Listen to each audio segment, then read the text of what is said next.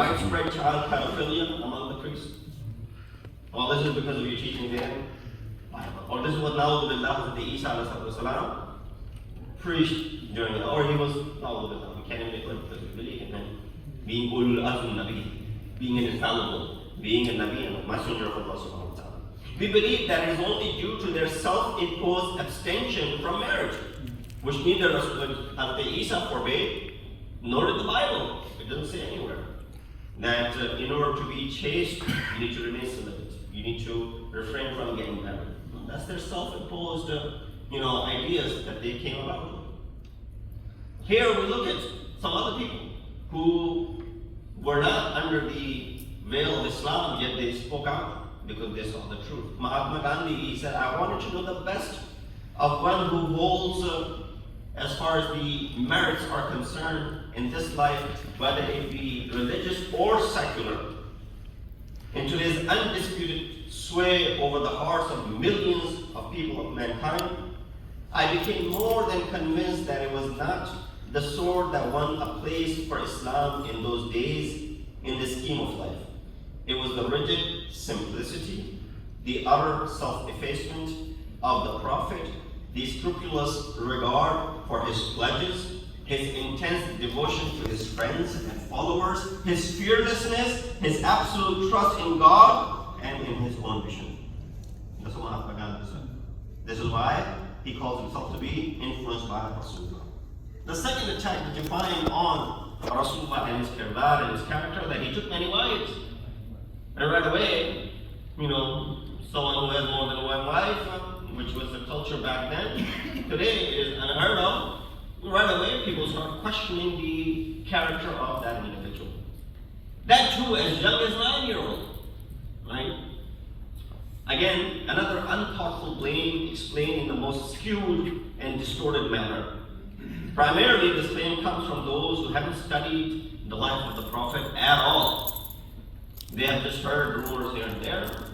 In the wealth of knowledge that we live in, the internet days where information is flowing from all directions without being confirmed. Hence, they don't see he was married to only one person for the first 25 years of his life.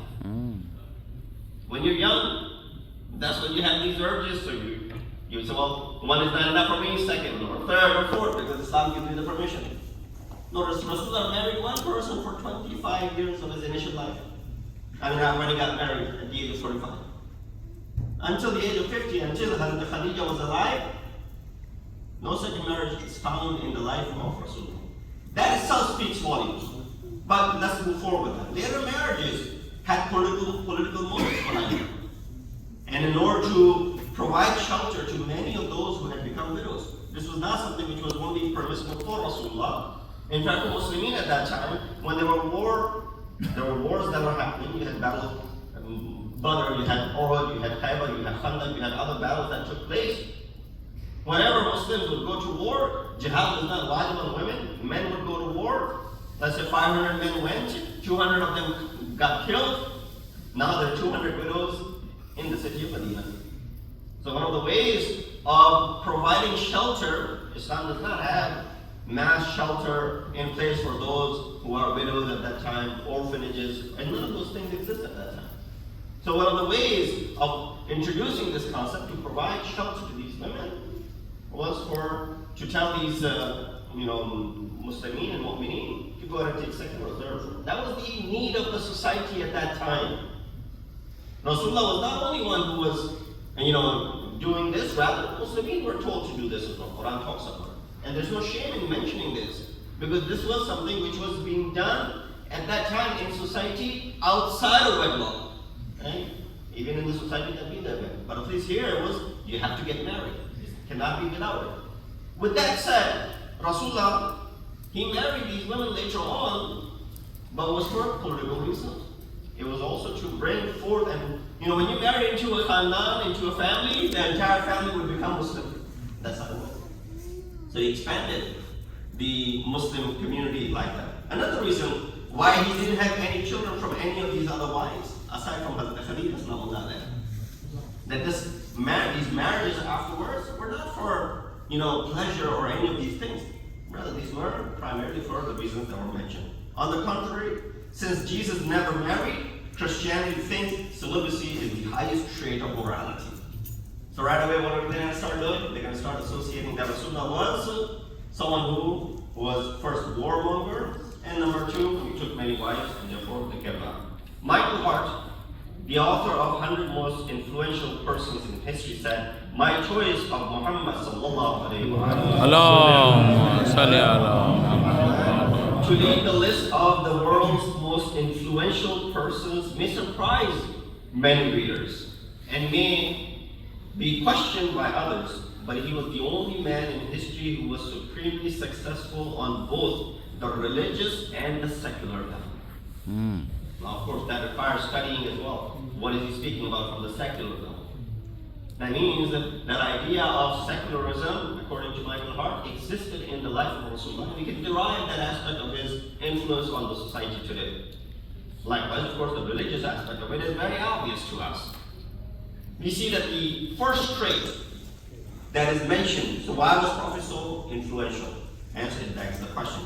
Here I want to mention a couple of traits from our Prophet which are the main causes for his great influence. They led to the reform and change in society, the society which we just mentioned. That was something which people did not have care for others. People would go to fight for over small differences. People will have to do things which were, of course, petty differences. And they would not spare each other's blood because of that. We see how it changed. First trait is that he was embodiment of Quran. He was the embodiment of Quran. Kana khuluquhu Quran. Prophet's character is not based on Quran. Don't translate this as this. That Rasulullah's character is based on the ayat and the ahkam of Quran. No. Kana khuluquhu Quran. He himself was Quran. His khulq, his akhlaq is Quran. So let's examine the different qualities of Quran to understand Prophet's character based on that.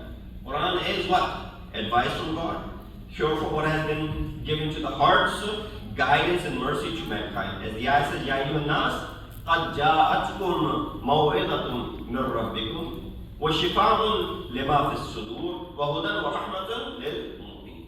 Surah Yunus 58. That this advice has come from your Lord, is a cure for what is in the chest, and as guidance and mercy for the faithful. These three attributes are used for Quran. Now Rasulullah is khuluquhu Quran, meaning what these attributes are, the attributes of Rasulullah. Quran has on many occasions says that one of the duties of Rasulullah was to recite the verses. And these verses were recited in order to increase the iman and the faith of those who are faithful. Ayat al-Quran. Zadathum imana. Right? وَإِذَا تُلِيَتْ عَلَيْهِمْ آيَاتُهُ زَادَتْهُمْ إِيمَانًا. When the ayat were recited, their iman would increase. Right? The iman would increase. Try that sometime. Try reading Quran. You'll see how your iman also increases. Allahumma salli ala. Second reason for Prophet's influence is compassion for the people. Quran is a witness on this as well. Surah Tawbah said, لَقَدْ جَاءَكُمْ رَسُولٌ مِّنْ أَنفُسِكُمْ عَزِيزٌ عَلَيْهِ مَا عَنِتُّمْ حَرِيصٌ عَلَيْكُمْ بِالْمُؤْمِنِينَ رَءُوفٌ رَحِيمٌ. Two sifat that are primarily from Allah subhanahu wa ta'ala. Ra'uf and Rahim. Right? Allahu Ra'ufun.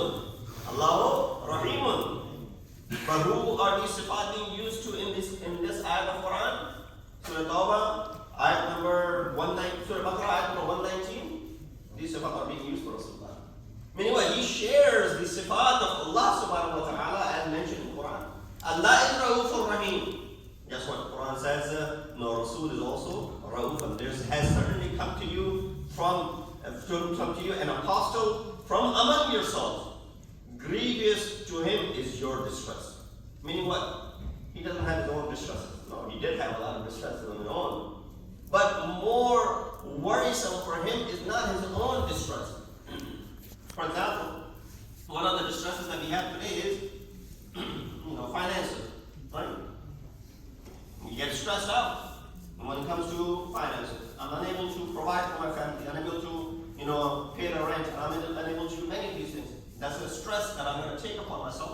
that causes distress.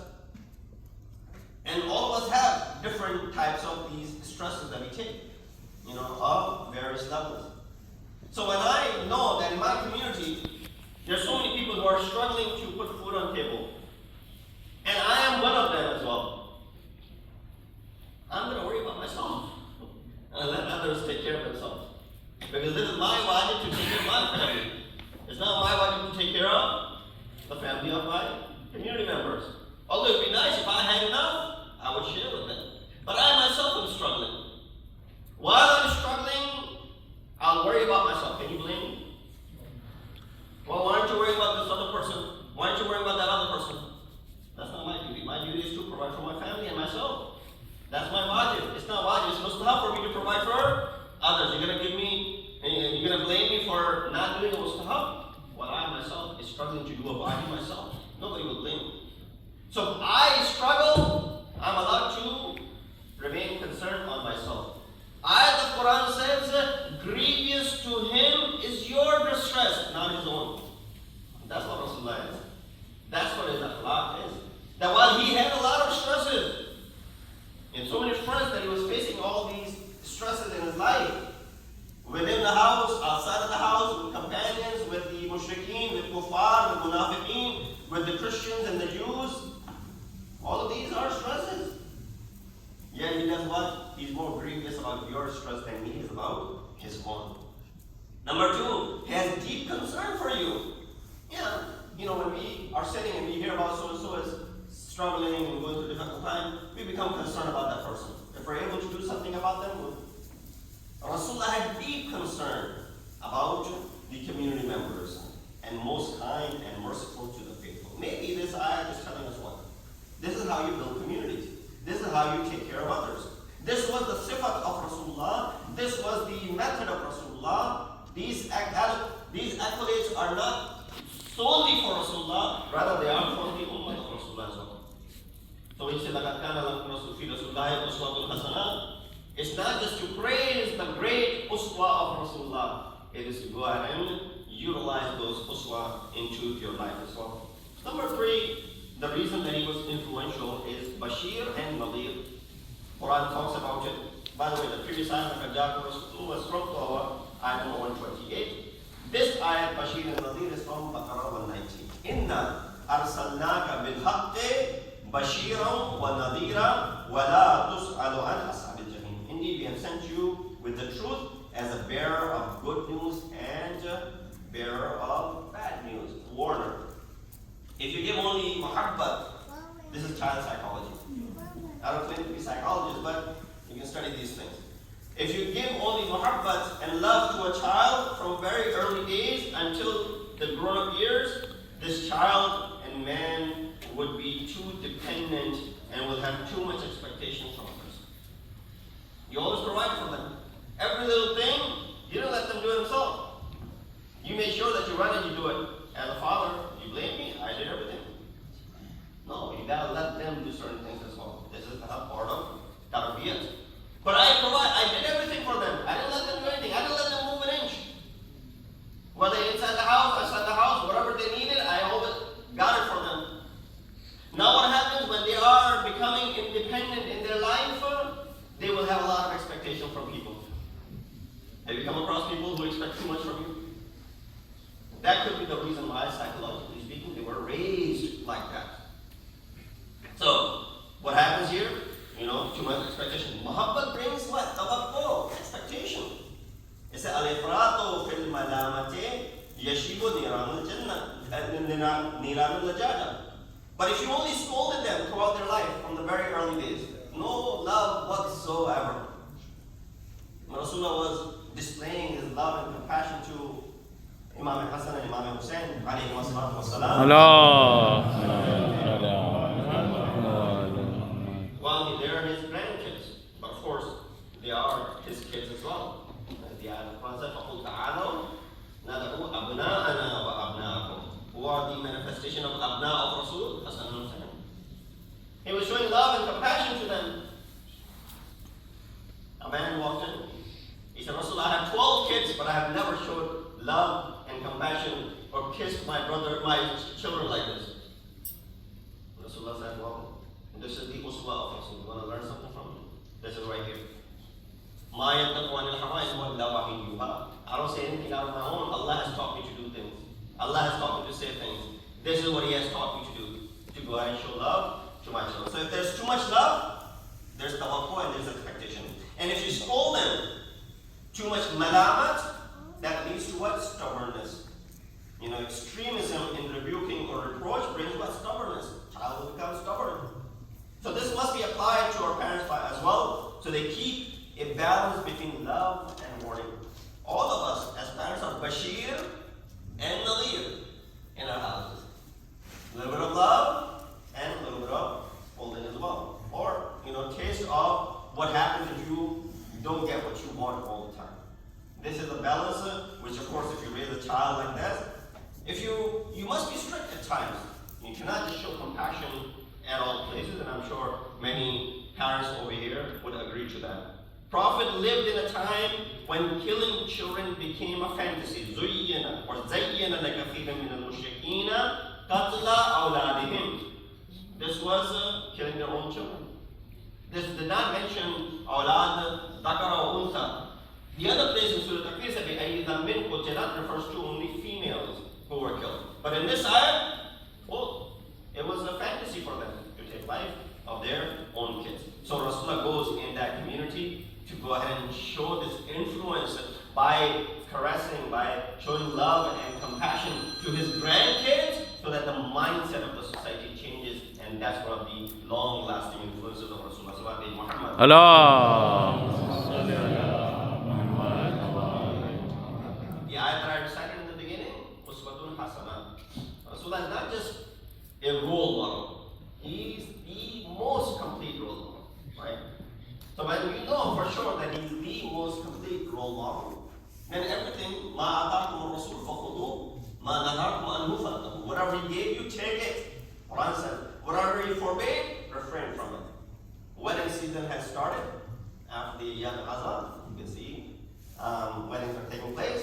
Let's keep in mind the Uswa Hasana of Rasulullah when we are celebrating our events. Don't go overboard when it comes to many of these things. Keep your, activities surrounding the weddings to be in check. Then, if you lived in the time of Rasulullah, or we believe in the Imam, if you were to invite Imam, that's what I tell people a lot of time. That when you are sending out the cards, they ask, Malana, what's your address? Please give it. So the first card should go out to Imam of your time. Right? You just write on it, just like you make an arita. You should write the first card to Imam of the time. And put it up. You're inviting your Imam. But guess what? When you have difficulty inviting Peish Imam, like me, because your wedding may have things which are not appropriate, that a Peish Imam like me cannot come to them, how can Imam Zaman will come to your wedding? So therefore, be very mindful of how our gatherings are. Don't brush it aside by saying just one day, families get to enjoy it, children get to enjoy it, and then underneath that we're going to go and commit all the sins that we try to stay away from throughout the world. So, it says, لَقَدْ كَانَ لَكُمْ فِي رَسُولِ اللَّهِ أُسْوَةٌ حَسَنَةٌ. The Messenger of God is certainly a good example, a complete role model. There's not a lot of discussion in this. I'll move forward last, but not least, the reason that he was influential. إِنَّكَ لَعَلَىٰ خُلُقٍ عَظِيمٍ. Quran says, مَتَاعُ الدُّنْيَا قَلِيلٌ. The world is qaleel, but Rasul, his khulq is azim. Subhanallah. Everything that is in the world is qaleel, according to Quran. But the khulq and the akhlaq of Rasulullah is azim in the view of Quran. The mercy, you find the highest standard of morality in Rasulullah's life, which was spread throughout his life. Not just one facet of his life, but when he was at war, his akhlaq. When he was at home with his family, his akhlaq. When he was with his friends, his akhlaq. When he was with kids, his akhlaq. Every aspect of the society that Rasulullah was in, we alhamdulillah have so many books written on the seerah of Nabawi. And these things are highlighted in the seerah. Mercy, being merciful towards the weak and the poor. Simplicity by living a very simple life. When he was in the early days in Makkah, when he didn't have anything, And then when he moved to Medina, when he had the entire Muslim ummah in his hands, yet the simplicity of Rasulullah did not change. He remained the same exact person even after having control over entire Arabia. And he's the only ruler of the entire Arabia. How quickly you and I change when we are given power for something small. Very small. We become head of our household, we become Fir'aun. We become head of an institution, we display the akhlaq of Fir'aun. We become head of a state, you start showing those jarasim of Fir'aun. We become president of a country, well, what a sallallahu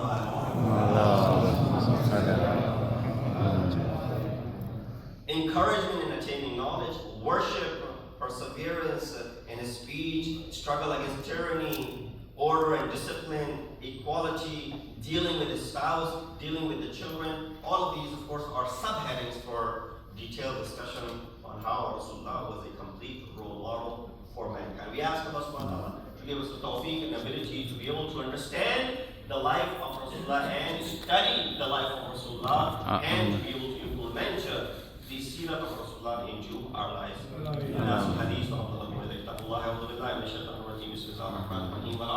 إن الإنسان لفي خسر إلا الذين آمنوا وعملوا الصالحات وتواصوا بالحق وتواصوا بالصبر